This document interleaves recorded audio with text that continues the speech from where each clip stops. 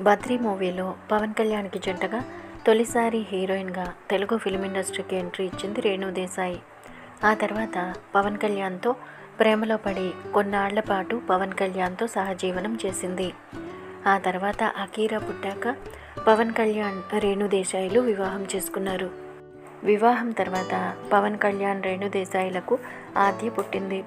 కొన్నేళ్లు వారిద్దరూ బాగానే ఉన్నప్పటికీ ఆ తర్వాత పవన్ కళ్యాణ్ రేణు దేశాయ్లు విడాకులు తీసుకున్నారు.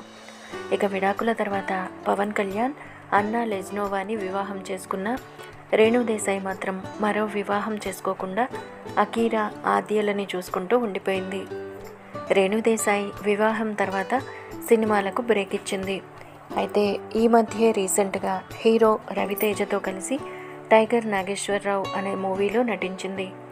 ఎన్నో ఏళ్ల తర్వాత తిరిగి నటించిన రేణు దేశాయ్ నటనకు మంచి మార్కులే పడ్డాయి. కానీ ఆ సినిమా మాత్రం ఊహించిన స్థాయిలో ఆకట్టుకోలేకపోయింది.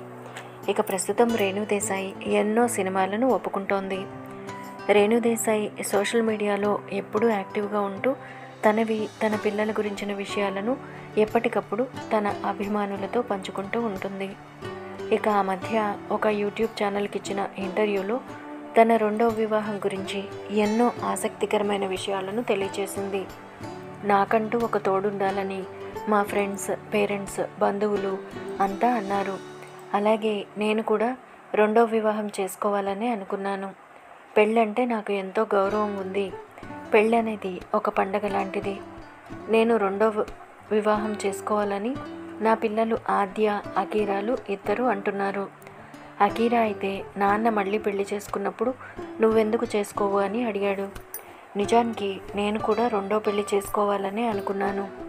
అయితే నా కూతురు ఆద్య యుక్త వయసులో ఉంది. నేను ఒకవేళ ఎవరినైనా రెండో వివాహం చేసుకుంటే అతనికి ఎక్కువ సమయాన్ని ఇవ్వాల్సి వస్తుంది. అలాంటప్పుడు నాకు నా కూతురు ఆద్యకి మధ్య గ్యాప్ పెరిగే అవకాశం ఉంటుంది. ఎలాగూ ఆద్యకి తన తండ్రి పవన్ కళ్యాణ్ దగ్గర లేడు. అలాంటప్పుడు నేను కూడా రెండో వివాహం చేసుకుంటే ఆద్యకి ఇబ్బంది అవుతుంది. కాబట్టి కేవలం ఆద్య కోసమే నేను రెండో వివాహం చేసుకోలేదు. నేను ఆ నిర్ణయం తీసుకుని చాలా సంవత్సరాలు అవుతోందంటూ ఆ ఇంటర్వ్యూలో తన రెండో వివాహాన్ని గురించి ఎన్నో ఆసక్తికరమైన విషయాలను పంచుకుంది రేణు దేశాయ్.